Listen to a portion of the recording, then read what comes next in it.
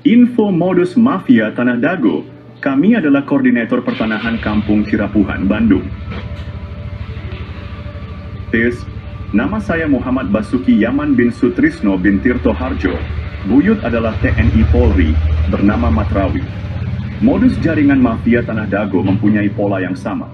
Pertama, mereka mengumpulkan data target di Kampung Cirapuhan. Ini dimulai sejak tahun 1980-an. Kedua, mereka mempersiapkan pembentukan jaringan mafia tanah. Asep Makmun, Iwan Surjadi, dan oknum target lahan atau korban di Kampung Cirapuhan, Nawisan Kurma, dan tanah negara fasilitas umum. Korban-korbannya adalah Tommy Rokaya, Muhammad Basuki Yaman, Pak Bagio, warga pribumi lainnya. Fasilitas umum dan lahan negara juga menjadi korban. Mereka mulai beraksi dari target terkecil untuk mendapatkan target yang besar. Tetap waspada dan lindungi hak tanah Anda.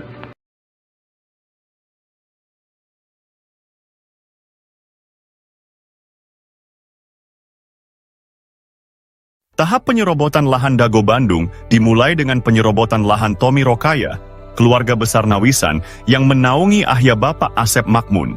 Lahan ini milik keluarga besar Nawisan dan luasnya 80 meter persegi. Sertifikat lahan tersebut diatasnamakan Didi Koswara, adik ipar Asep Makmun sebagai oknum. Tujuannya adalah untuk mendapatkan sertifikat dan menjadikan Didi Koswara sebagai tokoh pribumi tuan tanah. Bukti bahwa lahan tersebut milik Tommy adalah AJB antara Tommy dan M. Wikarta tahun 1996. Tommy adalah anggota keluarga besar Nawisan yang memperkerjakan Ahya, bapak dari Asep Makmun. Alamat lahan tersebut adalah Cirapuhan, RT 07 RW 1 Dagono, OI, 33, Kota Bandung. Kasus ini mendukung skenario mafia tanah yang saling menggugat, seperti Muller melawan Dago Elos tahun 2016. Penyerobotan lahan ini berlanjut dengan penyerobotan lahan garapan pribumi yang disebut Eigendom Verponding. Modus mafia Tanah Dago EP3 target penyerobotan lahan yang lebih besar, teknik atau modus. Mereka menggunakan intimidasi untuk menghalangi warga pribumi. Warga ditakut-takuti dan diancam penjara oleh kaki tangan mafia tanah. Sejak tahun 1980-an, area garapan pribumi diserobot mafia tanah. Lahan ini juga diklaim oleh Eigendom Verponding pabrik Tegel Simongan. Padahal keluarga besar Nawisan sudah ada sebelum pabrik itu berdiri. Modus mafia tanah juga melakukan kolusi dengan oknum aparatur, tokoh masyarakat, dan tokoh agama. Buktinya luas lahan jaringan Asep Makmun, dan keluarganya lebih besar daripada milik pribumi.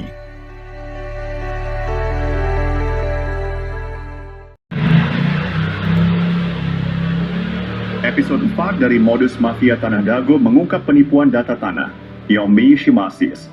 Asep Makmun dan keluarganya memberikan keterangan yang berbeda dengan warga dan bukti lapangan. Keterangan Asep Makmun di pemerintah juga berbeda dengan di warga. Di pengadilan, Asep Makmun mengklaim tanah milik bapaknya. Padahal, bapaknya hanya pekerja di keluarga besar Nawisan. Asep Makmun juga mengaku diberi tanah oleh Pak Bagio. Namun, kesaksian Pak Slamet dan Pak Unus menyebut beda usia 40 tahun antara Asep Makmun dan Pak Bagio. Juga sejak tahun 1970-an Pak Bagio nggak pernah datang. Di lapangan atas, dukungan hanya untuk kepentingan umum, bukan untuk keluarga Asep Makmun dan kaki tangannya. Cek kesepakatan tahun 1977 dan 1999, serta PBB Didi Koswara seluas 15.000 meter.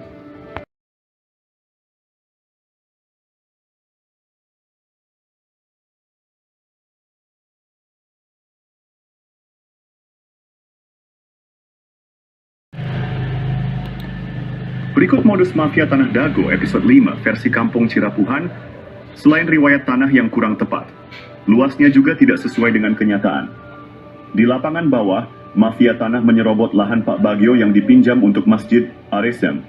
Mereka juga menyerobot lahan garapan Muhammad B. Yaman dan warga lainnya. Mafia tanah berkolusi dengan Iwan Surjadi dari PT Batu Nunggal Indah. Mereka juga bekerja sama dengan oknum ketua RW Nis Jiwa Dago Elos, Ismail Tanjung, dan Aput Sukendar, oknum Erobamis Sor 1 Cirapuhan. Sertifikat di Cirapuhan nomor 33 juga bermasalah. Mereka menyerobot lahan pribumi dan jalan warga.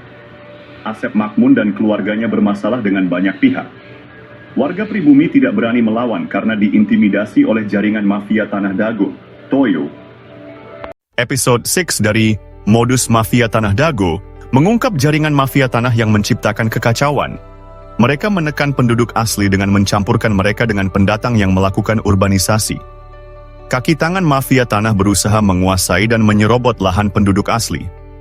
Mafia tanah ini mengintimidasi dan menghalangi penduduk asli mendapatkan hak atas tanah mereka.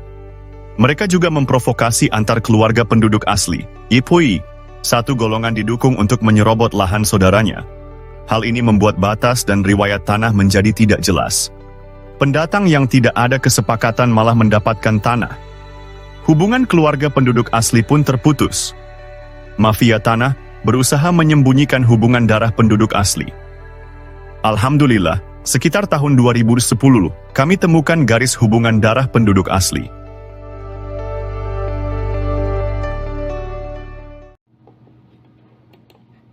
Analisa, penelitian, dan penyelesaian mafia Tanah Dago perlu dilakukan.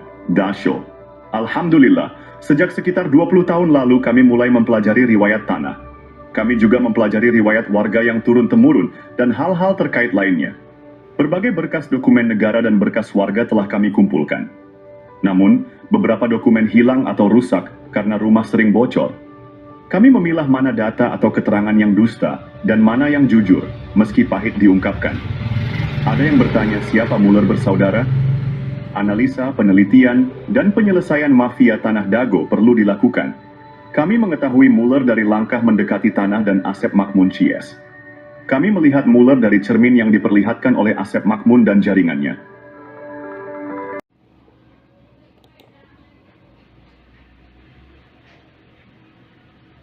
Episode Sadiu dari Modus Mafia Tanah Dago mengungkap jaringan mafia tanah yang sangat terorganisir. Mereka bekerja sama dengan berbagai oknum. Jaringan mafia ini melibatkan oknum aparatur, tokoh masyarakat, dan tokoh agama, mosi. Bahkan, sebagian orang yang menikah dengan penduduk asli diajak mengkhianati saudaranya. Mereka juga dibantu oleh oligarki atau pemodal, seperti Iwan Surjadi yang beralamat di Budi Asih nomor Sen, 25, Bandung. Dengan bantuan mereka, tanah penduduk asli dijual dengan harga di bawah standar. Bahkan, seringkali tidak ada ganti rugi sama sekali. Parahnya, mafia tanah ini bisa mendapatkan keuntungan berkali-kali dari satu objek. Contohnya, SHM Didi Koswara atau Iwan Surjadi yang awalnya pinjam dari Pak Bagio dan garapan warga, misalnya Pak Yaman, lalu dijual ke pamannya bernama Ada, kemudian dijual lagi ke Iwan Surjadi dan digarap oleh adik atau anak mantunya. Modus operandi ini menunjukkan betapa terorganisirnya jaringan mafia tanah di Dago. Episode ini membuka mata kita akan praktik kotor yang merugikan penduduk asli. Kasus tanah yang melibatkan bos mafia telah menggemparkan. Tanah Pak Bagio 400 hingga 700 meter dipinjam fasilitas umum masjid, namun kemudian dibeli luas jadi 700 meter.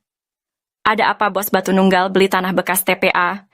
Penyerobotan jadi hadiah 80 meter lalu 270 meter Didi Koswara untuk Ketua RW Sentul 2, Dago Elos Ismail Tanjung 8% 8M, bonus balik layar tergugat dan pendataan tergugat Ketua RW Sentul 2 Dago Elos Asep Makmun sebagai pembela isidentil, Ketua RW Sentul 1 Cirapuhan Apud Sukendar dan oknum aparatur.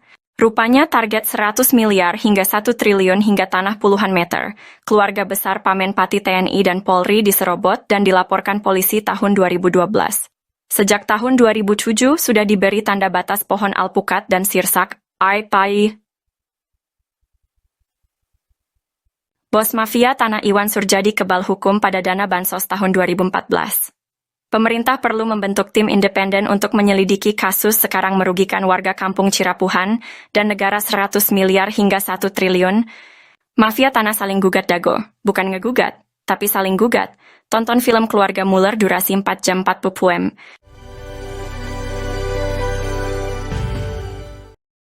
Oh jantan bapaknya ngagales di iya di Ramana nih di Ramana di nih Ramana Asep Makmun mohon terus lanceuk gitu di tadinya baheula terus di gitu di weekend deh kak iya teu ke udah didi. we garapan mah didinya aya mohon teu dieuwihkeun maksudna teh di tilas galian dititipkeun gitu nya di cueu we dititipkeun nya ku dia urus ku Didi gitu. Mohon naik ke kemarin teh si dia ku iya Dijual. ku Surjadi. Mohon. Eta oge masalah kasusna oge luasna oge nyerobot nu sanesna deui. Kasus Tanah Dago Mafia Tanah Kolusi Saling Gugat, episode 8 mengungkap pola yang sama. Modus mafia tanah ini mengacaukan batas tanah dan riwayat tanah pribumi asli. Pada tahun 1992, Tanah Pak Bagio, fasilitas umum seluas 400 meter hingga 700 meter tanah, dan 600 meter garapan warga lainnya juga diambil. Tanah tersebut diatasnamakan Didi Koswara seluas 270 meter. Ismail Tanjung atau Iwan Surjadi seluas 898 meter. Lalu sandiwara konflik Dago Elos melawan Muller muncul. Pada tahun 2002, wilayah Kampung Cirapuhan RW 01 diubah menjadi Dago Elos RW 02. PBB seluas 15.000 meter atas nama Didi Koswara, lalu dialihkan ke Dedi M. Saad. Begitu halnya Tanah Tomi, Tanah Unus, Tanah Makam diubah. Berita terbaru tentang mafia Tanah Dago Elos kembali mencuat melakukan gol bunuh diri. Episode 9 kali ini mengungkap modus operandi yang hampir sama. Pada tahun 2008, keluarga Asep dan Didi menjadi target utama Iwan Surjadi, oligarki mafia Tanah Saling Gugat. Anehnya tahun 2012, Muhammad B. Yaman dilaporkan ke polisi dan lurah. Juga dituding provokator dan anehen ya keluarga Asep dan Didi tenang saja ketika itu. Pada tahun 2016, Didi Koswara, Asep Makmun, Apud Sukendar, Alosana dan kelompoknya menjadi tergugat utama Muller, bersaudara. Anehnya tahun 2024, pengadilan, polisi, dan lembaga pemerintah yang sibuk, dan Muhammad B. Yaman juga jadi korban lagi. Didi, Apud, Alosana tenang-tenang saja.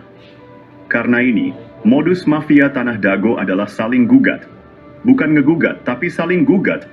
Keluarga Didi Koswara dan Asep Makmun malah berkolusi pada kasus dulu dan sekarang.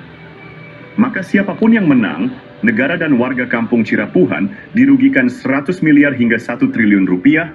Silahkan cek blog atau video versi Kampung Cirapuhan atau Nawisan Kurma. Ada penjelasan dan bukti dokumen. Ratusan warga Dago Elos mendatangi Pengadilan Negeri Bandung untuk menuntut pembatalan putusan eksekusi lahan. Awalnya warga yang mengatasnamakan Forum Dago Melawan berkumpul dan berorasi di depan halaman gedung Pengadilan Negeri Bandung. Warga menolak atas putusan eksekusi lahan yang dikeluarkan oleh PN Bandung. Warga menolak Aan Maning atas putusan eksekusi lahan yang dikeluarkan oleh PN Bandung. Suasana pun riuh juga sempat terjadi di dalam ruang persidangan. Warga menganggap banyak objek dan subjek sengketa yang tidak sesuai dengan fakta. Diketahui sebelumnya PT Dago Inti Graha dan keluarga Muller telah memenangkan gugatan atas sengketa tanah di Kelurahan Dago, Kecamatan Coblong, Kota Bandung seluas 5.316 meter persegi, 13.460 meter persegi dan 44.780 meter persegi oleh Pengadilan Bandung.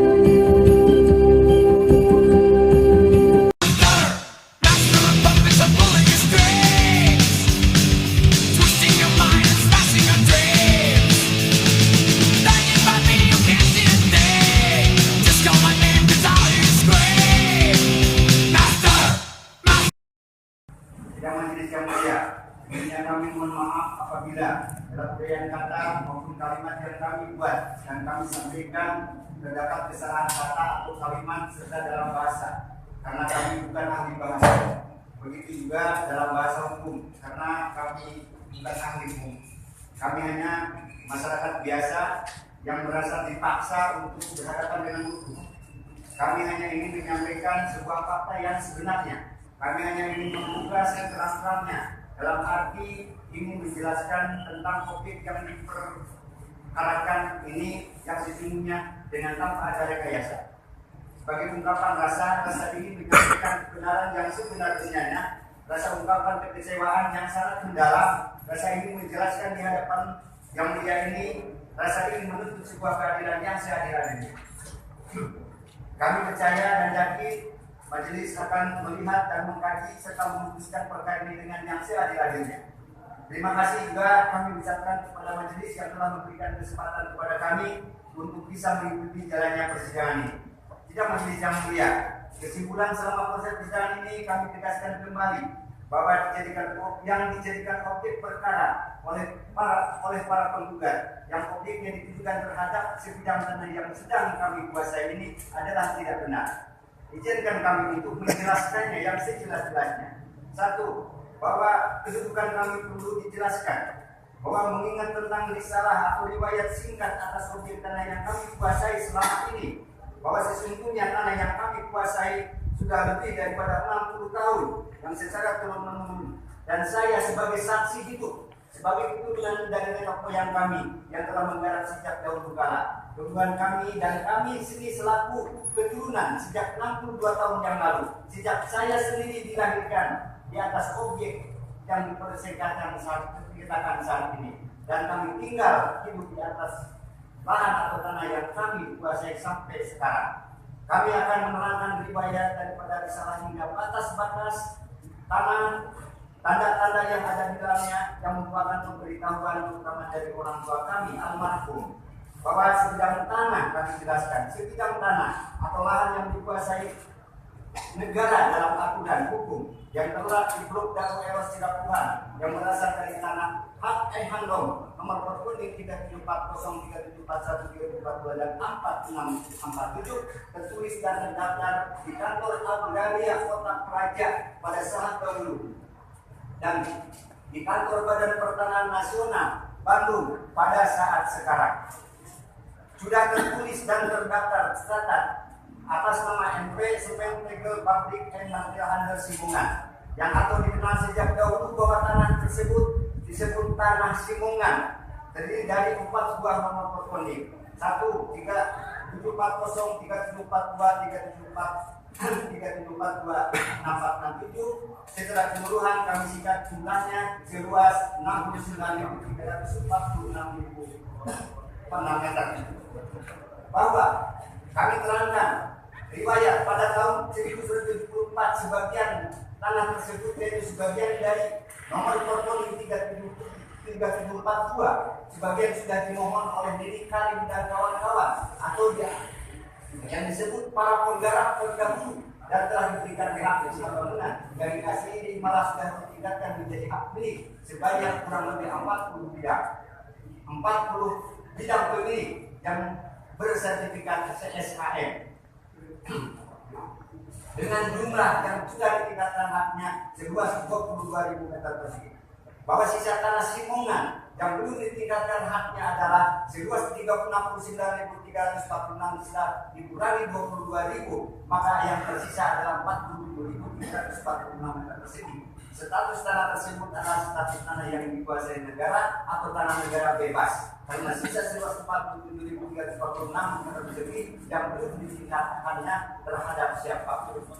Bahwa pada tahun 67 atas nama Didi Kosbara tergugat 1 dalam gugatan penggugat telah menerima surat pelepasan hak dan tidak keberatan atas bidang tanah dari Nini Karim pada saat itu selaku kuasa Yayasan Ibu Ema, karena sebanyak tahun 1952 sampai dengan tahun 62 tanah Simungan dimaksud dikelola oleh Yayasan Ibu Ema sebagai mitra kerjasama dalam pengelolaan tanah tersebut. Yang dimaksud sejak tahun 67 tanah Simungan sisanya yang belum dimohon dikelola oleh Didi Koswara dan kawan-kawan.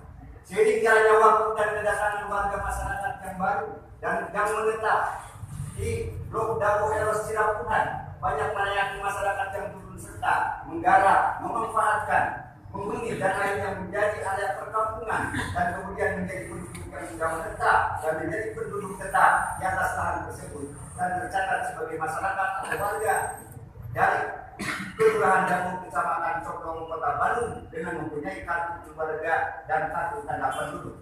Bahwa penguasaan fisik di atas tadi, lahan di atas seluas 47.346 meter persegi dapat kami rincikan sebagai berikut.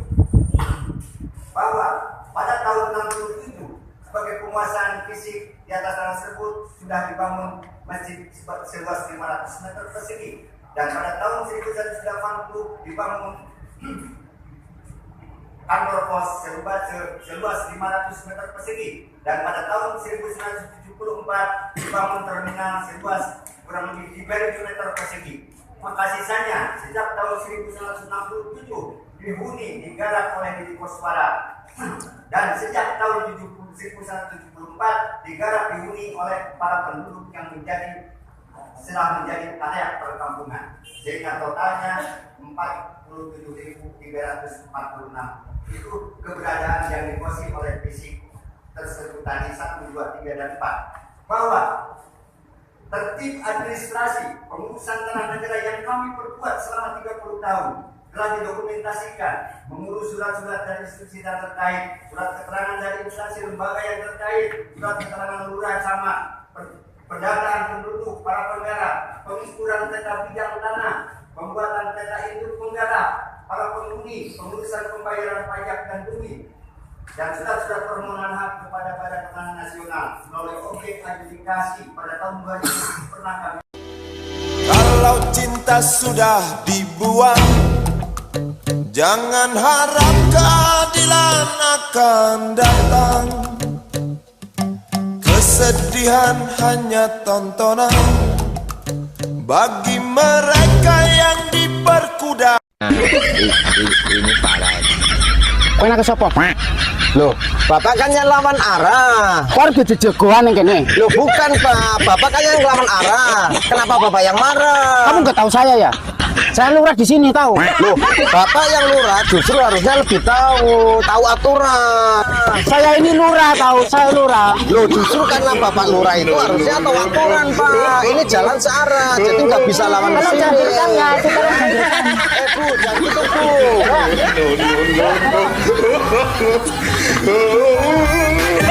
Bisa kan ini macam-macam. Tahu saya enggak kamu? Saya nggak perlu tahu Pak. Ayo.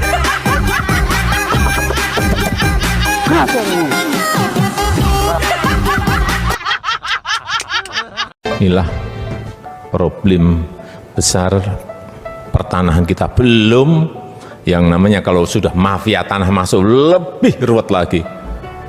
Tapi Pak Menteri yang sekarang bekas Panglima TNI, datangi beliau, datangi sudah, mafianya nyingkir semuanya, udah. Dan saya udah sampaikan ke Pak Menteri, Pak, udahlah, jangan beri ampun yang namanya mafia tanah.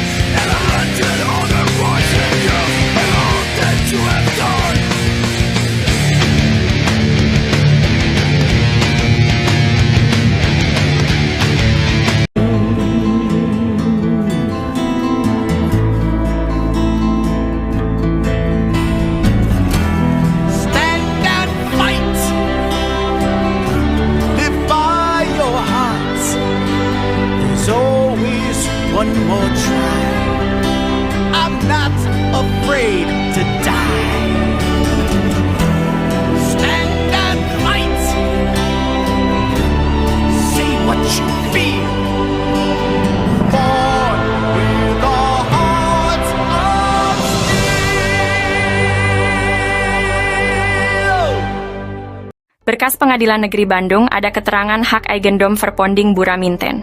Bahkan tergugat lebih dulu bersiap sebelum digugat, yaitu 1 Juni 2016. Ada 3 poin penting untuk diperhatikan. Pertama, pemberitaan yang ada hanya Eigendom Verponding Muller. Padahal Buraminten juga menggunakan hak barat Eigendom Verponding, yang sudah tak berlaku pada tahun 1980. Kedua, Buraminten sepakat dengan Asep Makmun semua tergugat adalah penggarapnya sehingga warga Dago Elos juga dirugikan. Ketiga, lokasi objek paling luas, 4 hektar lebih yaitu Eigendom Verponding 374/2, berada di Kampung Cirapuhan RW 01 Bandung, bukan di Dago Elos RW 02, namun Cirapuhan RW 1. Hanya ada 3 orang yang digugat. Pada berkas tahun 1997, luas tanah warga Dago Elos kurang dari 1 hektar, sementara objek yang digugat mencapai lebih dari 6 hektar lebih. Itu 3 poin penting. Oh, janten bapak teh ngegales di iya Di Ramana nih. di Ramana Di nih. Ramana Asep Mamun. Mohon. Terus Lanceuk gitu tadinya baheula. terus di gitu diuwihkeun deui ka iya.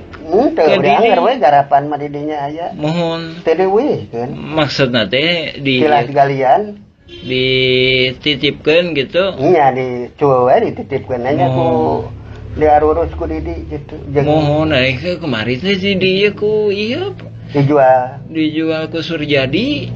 Mohon. Eta oge masalah kasusna oge, luasna oge nyerobot nu sanesna deui. Berkas Pengadilan Negeri Bandung ada keterangan hak Eigendom Verponding Buraminten.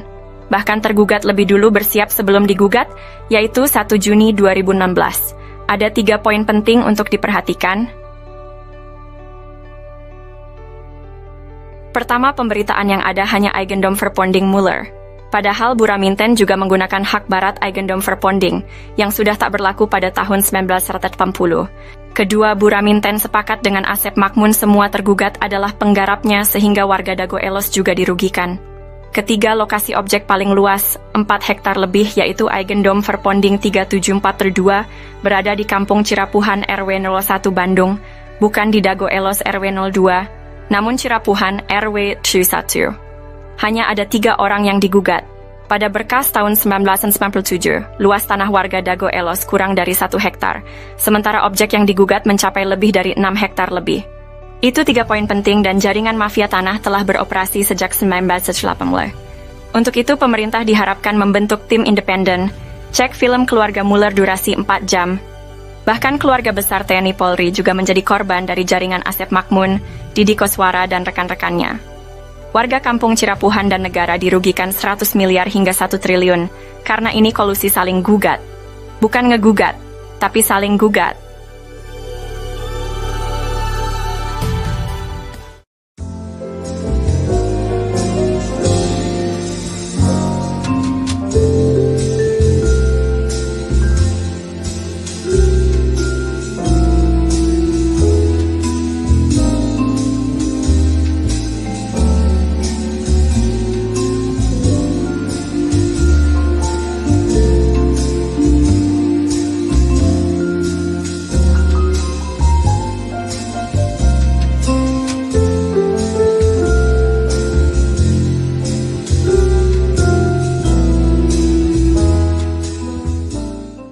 Sengketa lahan di Tanah Dago merupakan modus mafia tanah yang saling gugat di pengadilan jaringan Asep Makmun dan Didi Koswara beserta kaki tangannya. Pihak ini saling berkolusi dengan menggunakan hak barat, pihak tergugat dengan Eigendom Verponding Buraminten, dan pihak penggugat dengan Eigendom Verponding Muller bersaudara. Modus ini melibatkan jaringan Asep Makmun Cies sejak tahun 1980-an. Untuk mencegah penipuan oleh mafia Tanah Dago, maka perlu diperiksa juga oknum warga dan oknum aparatur negara dalam menangani sengketa lahan ini secara adil dan transparan. Pemerintah perlu membentuk tim independen karena praktik mafia tanah ini sejak sekitar 1980-an, diharapkan keputusan yang diambil tidak akan merugikan warga Kampung Cirapuhan dan negara. Apabila tergugat menang, mafia Tanah Dago memperoleh tanah sekitar 1 hektar. Namun jika penggugat menang, mereka dapat memperoleh 6 hektar. Banyak informasi beredar hanya bersumber dari jaringan Asep Makmun, sekalipun Muller jadi tersangka. Jaringan Muller bersaudara itu juga jaringan Asep Makmun, Dampak dari sengketa ini sangat besar, dengan kerugian yang mencapai 100 miliar hingga 1 triliun bagi warga kampung Cirapuhan dan negara. Cek info blog atau video tentang konflik Dago Elos versi Kampung Cirapuhan atau versi Nawisan Kurma.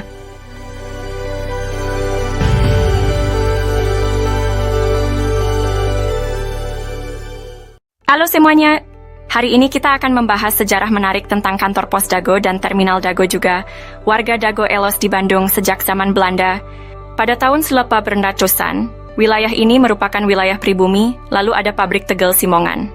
Pada tahun 1918 atau 1923 di Eigendom Verponding 3740 dan 3741. Setelah kemerdekaan Indonesia, sekitar tahun 1970-an, dibangunlah kantor pos dan terminal Dago. Pada tahun 1984, warga Dago Elos RW 02 diberi lahan di belakang terminal Dago dan belakang pasar Inpres atau kantor pos. Pribumi Dago Elos adalah keluarga leluhurnya Jana, seorang kuli panggul. Namun sayangnya jaringan mafia tanah mulai menyerobot fasilitas umum di sekitar terminal Dago dan kantor pos. Maka ini merugikan warga dan negara 100 miliar hingga 1 triliun. Untuk itu, diharapkan pemerintah membentuk tim independen untuk mengungkap jaringan mafia tanah Dago yang merugikan warga dan negara. Semoga masalah ini segera terselesaikan. Untuk info, silahkan cek blog atau video versi Kampung Cirapuhan atau Nawisan Kurma. Terima kasih.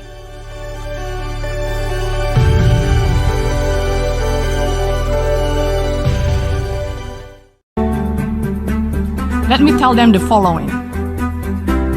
To do what is right is to respect the principles of non-interference in the domestic affairs of other countries. Dramatisasi sidang sengketa tanah Dago. Siapapun yang menang, warga tetap jadi korban. Assalamualaikum warahmatullahi wabarakatuh. Halo, saat ini saya sedang berada di wilayah Dago. Masih ingat dengan konflik sengketa tanah Dago Elos? Ternyata, konflik sengketa tanah Dago Elos merupakan dramatisasi yang sengaja dilakukan oleh beberapa oknum warga yang ternyata sejak awal sengaja dibuat sebuah skenario untuk saling menggugat. Konspirasi ini dilakukan untuk membodoh-bodohi warga, dan pada akhirnya warga masyarakatlah yang dirugikan. Berikut ini merupakan sepak terjang dari oknum warga yang merupakan mafia tanah. Diceritakan oleh seorang tokoh masyarakat, yaitu Muhammad di Yaman. Buka channel ini untuk melihat video lengkapnya. A'udzubillahiminasyaitonirrajim. Bismillahirrahmanirrahim. Assalamualaikum warahmatullahi wabarakatuh.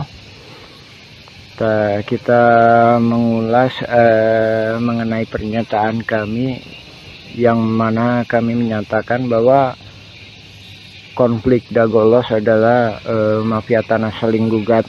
Di sini kita lebih fokus membahas masalah bahwa data-data tergugat itu didata oleh para penggugat.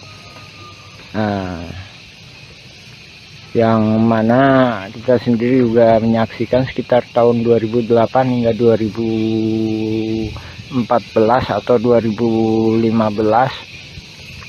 sering kita menyaksikan Asep Makmun CS itu aktif. Dari sini juga kelihatan bahwa nama-nama pergugat utamanya 1 sampai dengan 4 ini adalah rekanan-rekanan yang udah biasa main pertanahan yang nggak jelas dengan kerjasama dengan pihak luar. Kita mengomentari pendapat ini itunya asal-asalan. Ya, bisa jadi memang asal-asalan, tapi ada yang nggak bisa dilakukan kecuali oleh hanya ketua RT atau ketua RW yang tinggal di daerah tersebut. Dalam hal ini Asep Makmun adalah ketua RW, sedangkan di RW 1 Aput Sukendar itu diangkat sama lurah. Oke, kita lebih fokus ya masalah tergugat nomor 69 Udin S. Ini Udin S ya, Dago Elos ya. Nah, terus tergugat nomor 99 Udin Sudenta, tak ada bolos ya. Terus selanjutnya ini tergugat nomor 232 dan 233 yang mana disebutkan atas nama Cepi. Cepi ini anaknya Udin Sudenta. Nah, ini disebutkan alamatnya 215A sama 215 ya, cuma dikasih tambah A. Nah, ini menunjukkan bahwa yang ngedata ini pihak tergugat, bukan penggugat. Nah, ini menunjukkan suatu kerjasamanya. Oke, kita jelaskan ya. Adapun Udin Sudenta itu yang dimaksudkan dulu yang namanya Udin S ya, penggugat 69 ini ya. Dulu yang bersangkutan itu memang tinggal di RW 2 ya. Terus penggugat nomor 99 itu Udin Sudenta.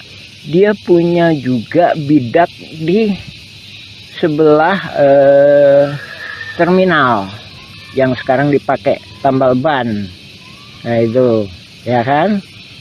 Nah, terus kenapa kok bisa itu Cepi, ada nama Cepi, padahal ini dia sendiri juga ini udah koordinasi antara penggugat sama tergugat. Nah itu tadi ya, Cepi 200, tergugat 232 sama Cepi 233 ya. Nah itu kita tunjukkan. Nah ini nih, nah, rumah ini rumah Udin Sudenta. Dari mana dia tahu bahwa ini punya Cepi, padahal Udin Sudenta punya lebih dari satu anak. Nah dari sini menunjukkan pihak tergugat, dalam hal ini pendata Asep Makmun CS, ngambil gampangnya, oh anaknya Udin Sudenta itu Cepi. Nah terus yang satunya lagi, kenapa diambil Cepi tergugat sebagai 233 beralamat 215 dan 215A. Ini salah satunya memang yang sebelah utara itu emang dijual yang namanya Pak Dirman. Sementara Pak Dirman itu mau jadi warga RT 07 RW 1.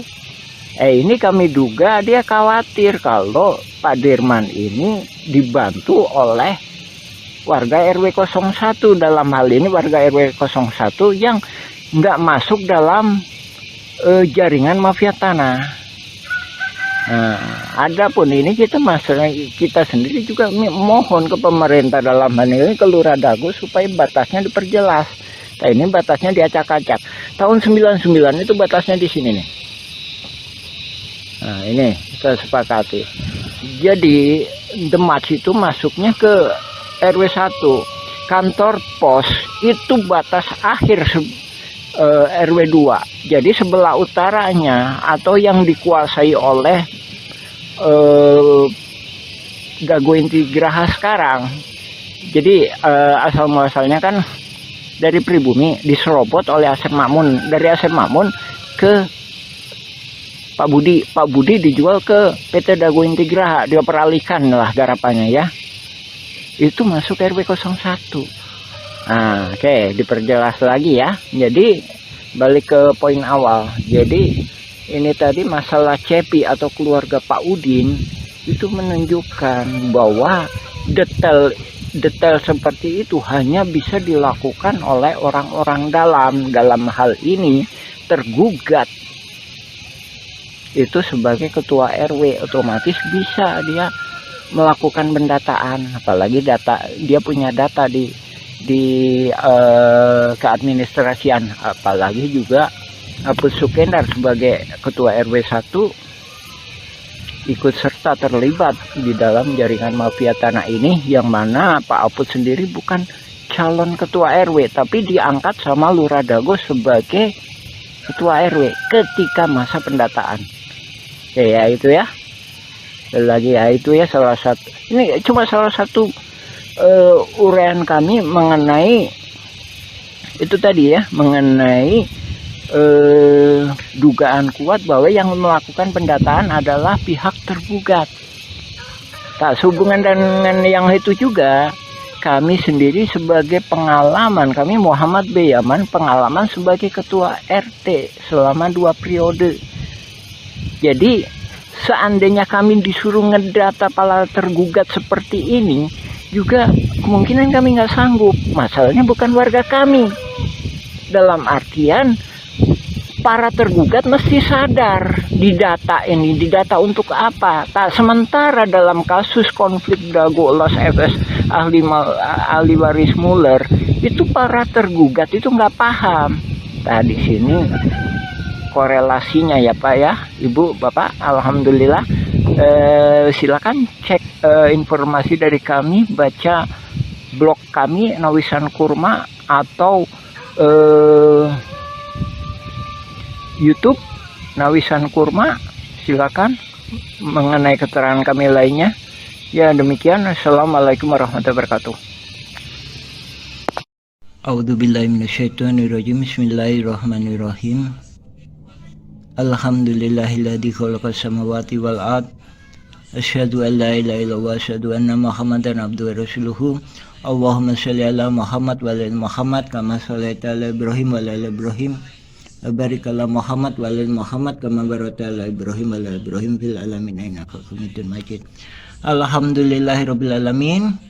Tanggal 7 Mei kemarin perwakilan dari Presiden Republik Indonesia Bapak Jokowi alhamdulillah sangat cerdas sekali melakukan kebijakan solusi menangani mafia saling gugat di konflik Dago Elos FS ahli waris Muller. Nah ini memberi kesempatan kepada warga kampung Cirapuan untuk meneruskan pembuatan film dokumenter. Nah ini kita menindaklanjuti ini ya, pokok bahasan kemarin masalah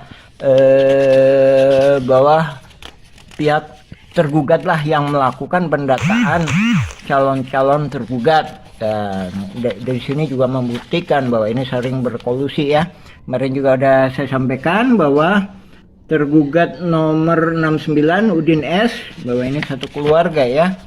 Tergugat nomor 69, habis itu nomor 99 Udin Sudenta ya, ini sama aja ini ya, satu keluarga ini ya.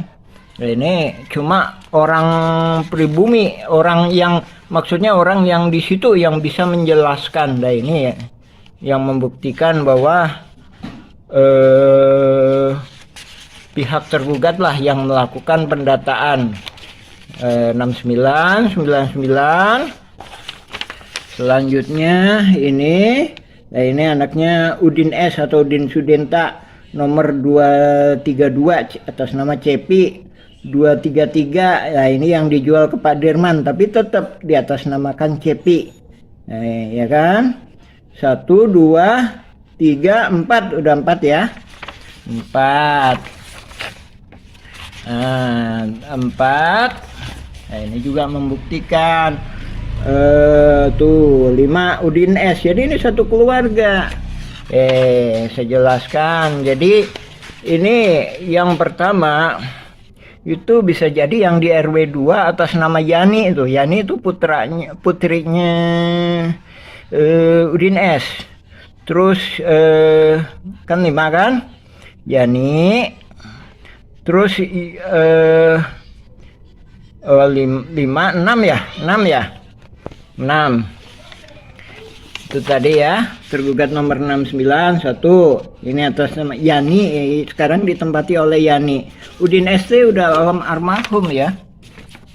Nah, terus ini Udin Sudenta. Nah, ini Udin Sudenta ini punya tempat juga di sebenarnya RT 07 RW 1. ya. Nah, ini jadi ada dua. Oke ya, dua kan. Terus kemudian atas nama Cepi itu anaknya Udin ya.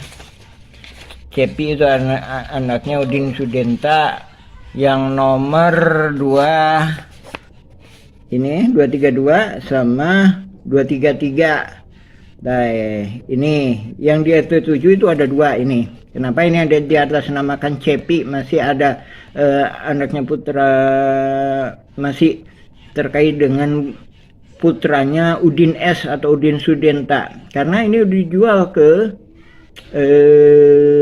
Pak Dirman. Ini sebenarnya lokasinya di RT 07 RW 1 ya, RW 1. Alhamdulillah ini saya menyambut baik.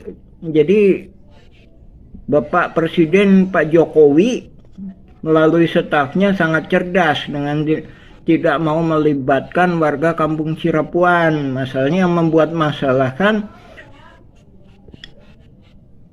mafia saling gugat ya, mereka yang menyelesaikan ya memang harusnya mereka. Itu kalau kita ditanya Mueller penipuannya di mana, kita nggak bisa menunjukkan kecuali menunjukkan lewat oknum-oknum, kaitannya dengan oknum-oknum.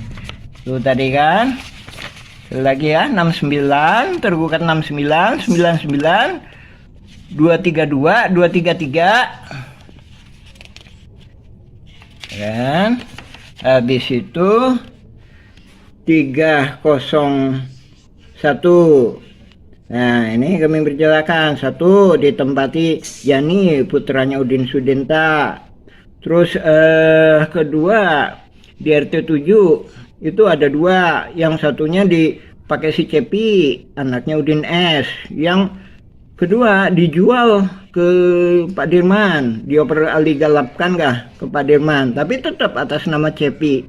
Terus ada lagi di terminal Dago. Itu ada 2, 1 buat warung kopi, kedua bikin tambal ban. Nah, itu membuktikan ya bahwa ini nggak akan mungkin kalau yang melakukannya pihak penggugat yang notabene nggak paham betul area sekitar sini ya. Ya, alhamdulillah kita menghormati kebijakan Bapak Presiden. Kita juga udah nulis nih, Bapak Panglima Perang Tertinggi Republik Indonesia, nih nomor suratnya. Ini total berkasnya beratnya lebih kurang 2,7 kilo. Adapun yang kita kirim surat ke DPR Pusat beratnya 3 kilo.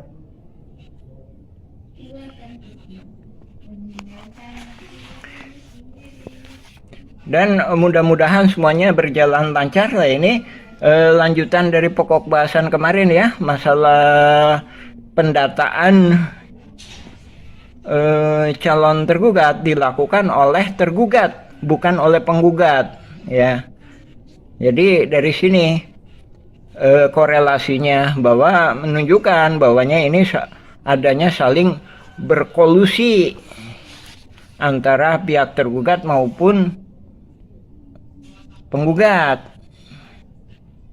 Nah, kita tunggu kelanjutannya, mudah-mudahan mendapatkan suatu jalan keluar yang terbaik, utamanya buat warga-warga yang memang benar-benar memiliki hak di area pertanahan yang disebut ex-egendom, yang riwayat sebelumnya pernah diduduki oleh pribumi yang bernama Nawisan.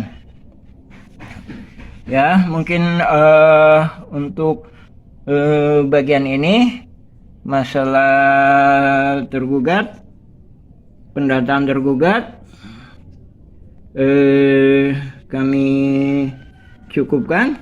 Kita insya Allah kita sambung lagi. Nah, ini data nama-nama para penggugat yang kemudian dijadikan tersangka oleh Polda Jabar. Ini kan.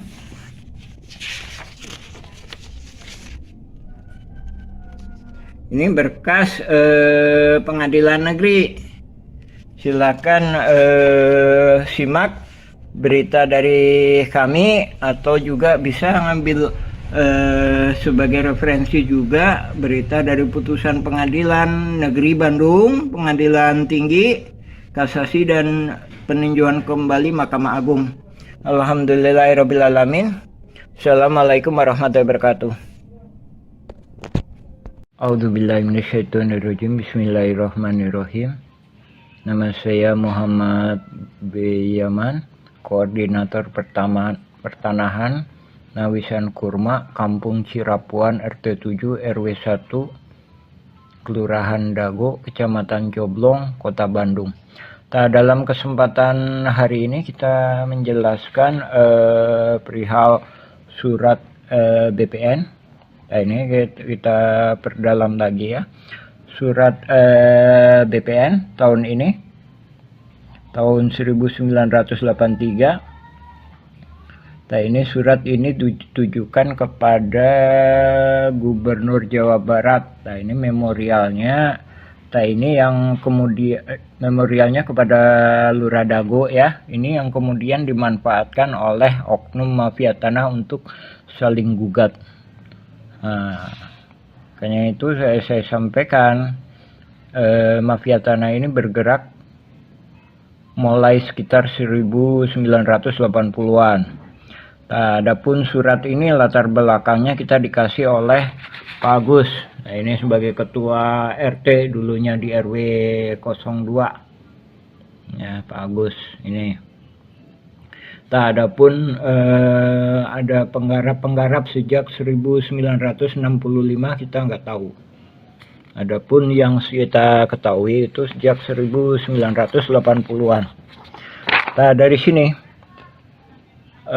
surat itu bisa jadi ibaratkan senjata. Jadi kalau dipegang orang yang baik bisa jadi baik itu senjata. Tapi kalau dipegang oleh para mafia tanah bisa juga disalahgunakan. Nah, dalam surat ini isinya perponding. Ada 4 ini nomornya. Terus juga dijelaskan di surat ini bahwa verbonding ini juga udah pada diproses. Ya. Terus di sini juga dijelaskan ada total verbondingnya berapa. Ini kan ada 4 ya, ini nomornya. Terus di sini juga dijelaskan Nini Karim. Nah, ini Nini Karim, Yayasan EMA memohon dan disetujui oleh Pemkot Bandung. Ketika itu mah Bandung aja ya, bukan Pemkot, masih belum terpisahkan mungkin ya antara ini.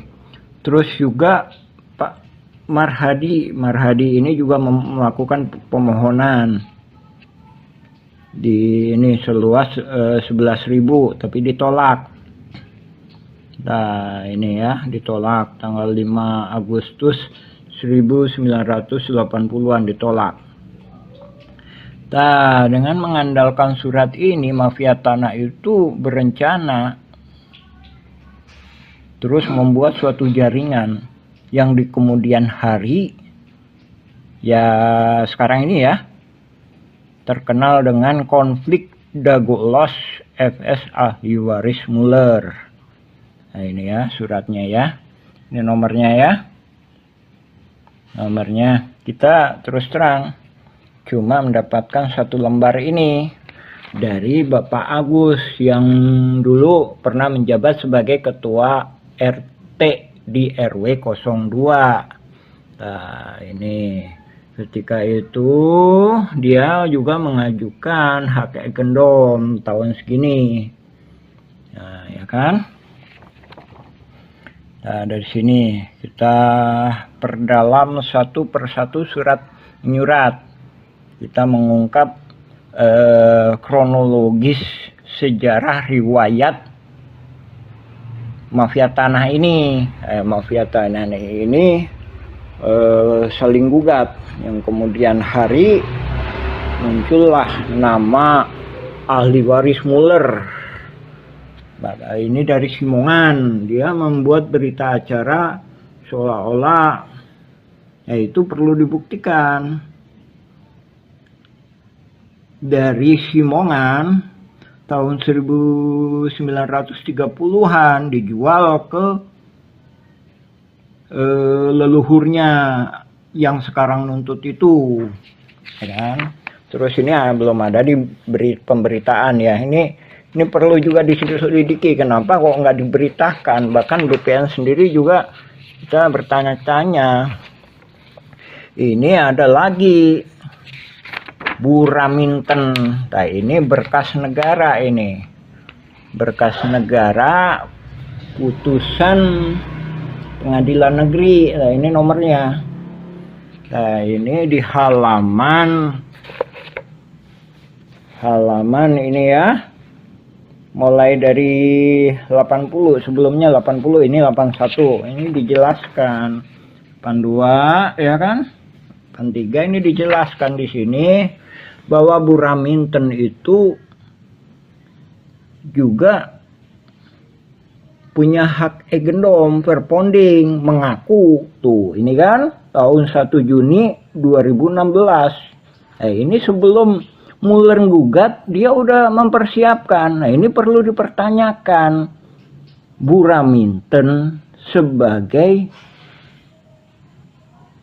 pihak yang sepihak dengan tergugat udah mempersiapkan diri tanggal ini.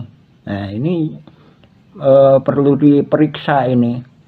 Nah, ini sedangkan kalau pernyataan kami duga kuat ini memanfaatkan ini.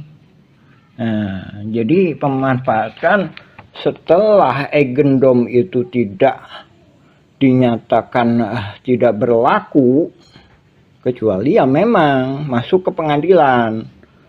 Tapi kenyataannya kan Buraminten sebagai pihak yang sepemahaman dengan Asep Makmun CS itu udah mempersiapkan lebih dulu. Nah, inilah skenario mafia tanah.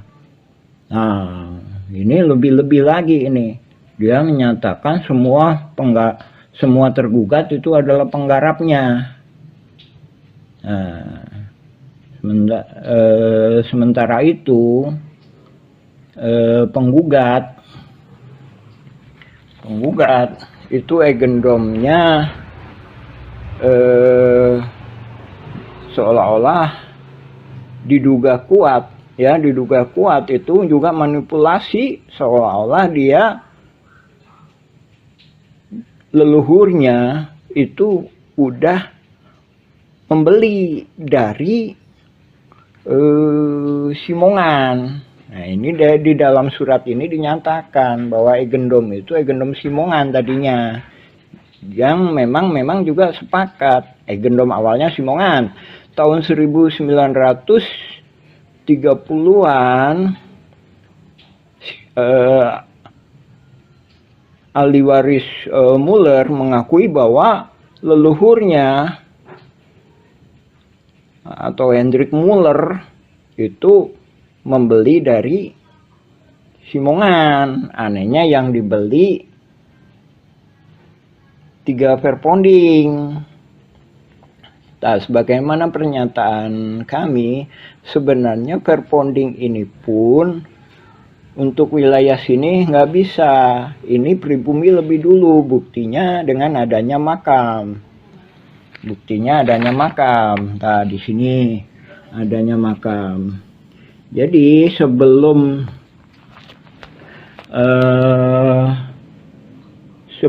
ini pun, sebelum Simongan datang pun tahun 1900-an itu pribumi di sini, di daerah PMI sini PMI ini.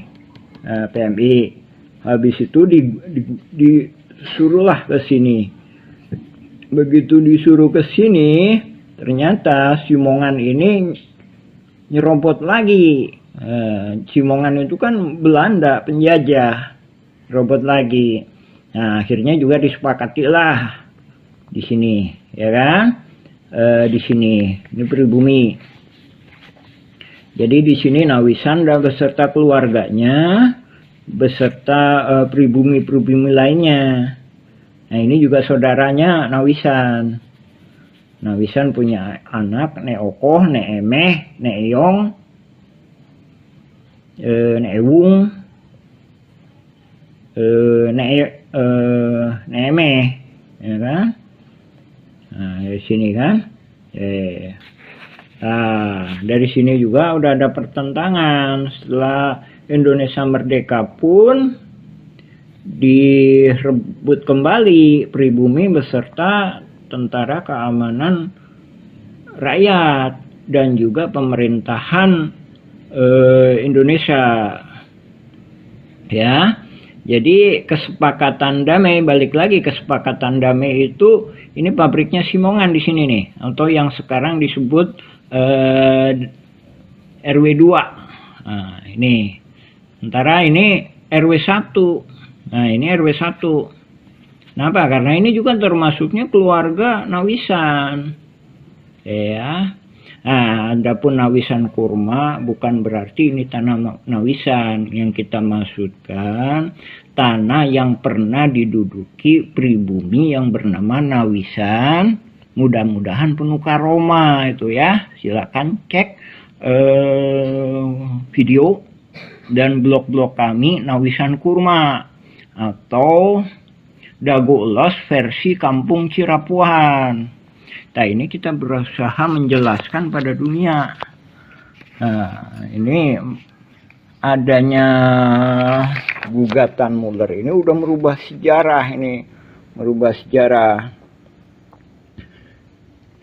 Nah, ini Asep Makmun sendiri katanya dari Nini Karim, sebenarnya juga dia nggak jelas. Dia juga udah ngoper-ngoperkan. Bahkan kedatangan Asep Makmun sendiri itu diajak sama bapaknya tahun 1960-an. Diajak kerja. Jadi bapaknya sendiri bernama Ahya itu numpang. Didi Koswara itu nikah dengan Eni. Eni itu anaknya Ahya, bapaknya Asep Makmun. Jadi juga numpang gitu. Jadi kesepakatannya bukan pemilik tapi numpang gitu. Adapun menggunakan hek gendom ini, jadi hek gendom ini warga pribumi Cirapuan sendiri menyepakatinya bahwa ini memang bagus untuk sebagai petunjuk petunjuk lokasi. Adapun untuk hak itu nggak bisa, ya. Dari sini pun pindah ke sini itu kita warga Cirapuan itu disebut panyingkiran. Nah, ini sejarah Cirapuan itu sebenarnya asal kata dari Cipanyepuhan. Jadi wilayah ini, wilayah Dago yang sebelah sini itu disebut orang-orang yang ahli besi. Panyepuhan itu teh pembuatan besi logam, belincong, arit, pacul. Nah, ini dipekerjakan atau dipaksa. Tapi ini juga menurut pribumi akad-akadnya itu pribumi ini, leluhurnya ini kerja disuruh Belanda atau dipaksa ya membuat rel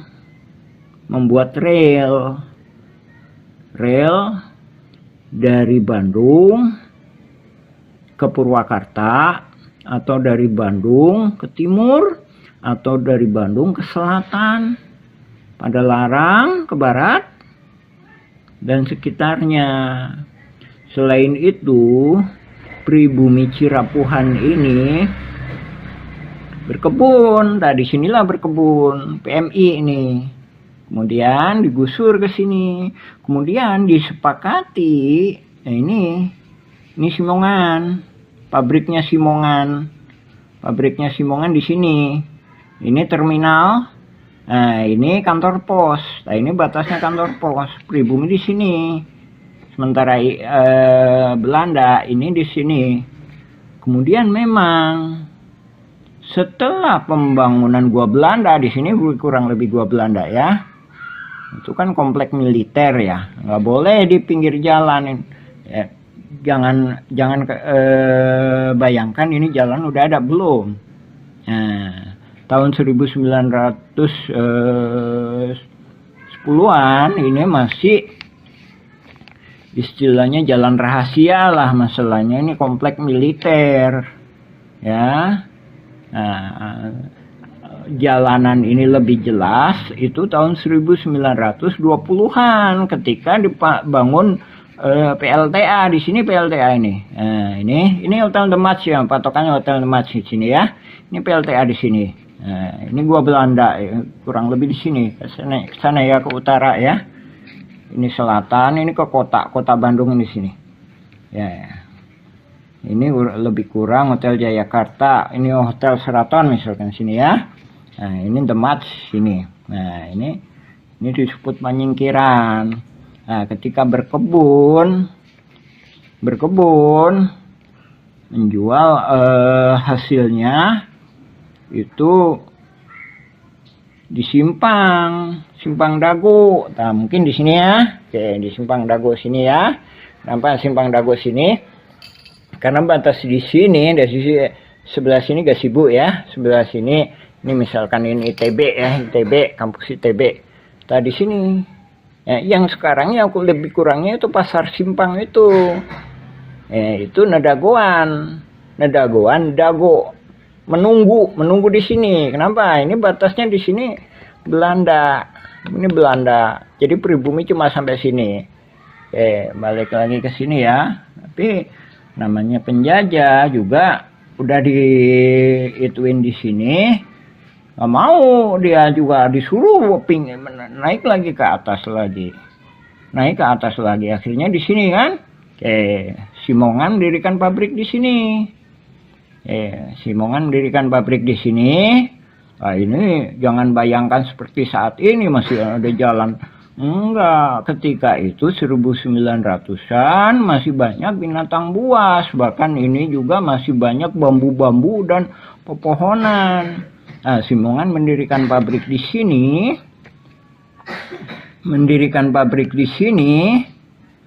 Nah, pribumi mana di sini. Nah, Nawisan itu bersama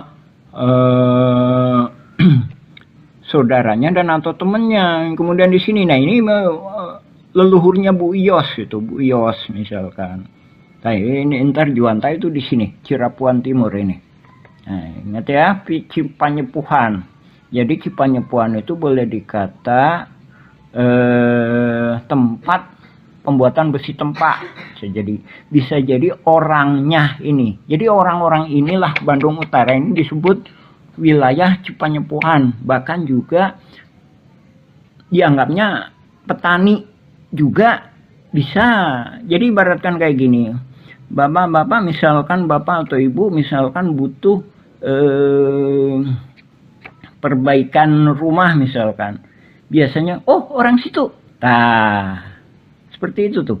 Nah, seperti itu. Jadi seolah-olah orang Cipanyepuhan ini dianggapnya ya tenaga lah, tenaga yang berkaitan dengan konstruksi, berkaitan dengan perkebunan. Nah,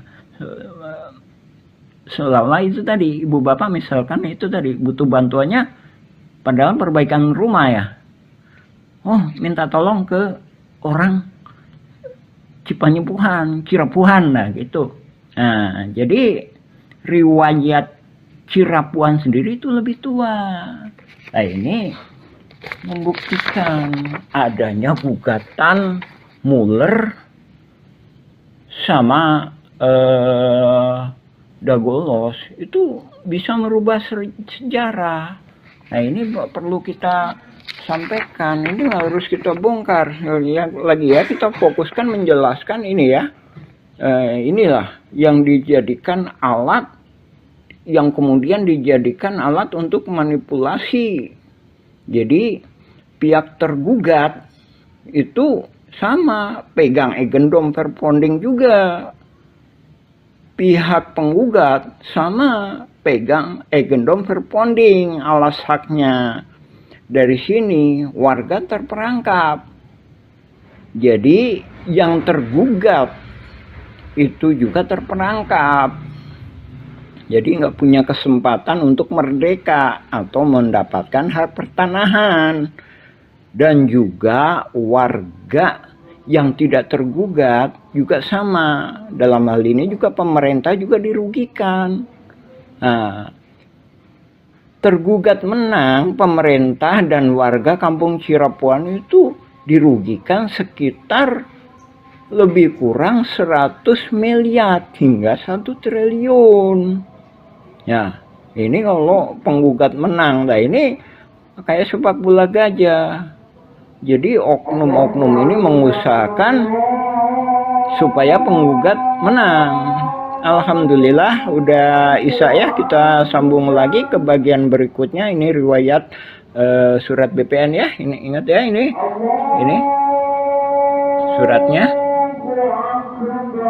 Alhamdulillah. Assalamualaikum warahmatullahi wabarakatuh. Ini bagian pertama, kita sambung lagi insya Allah ke bagian selanjutnya. Alhamdulillah. Assalamualaikum warahmatullahi wabarakatuh.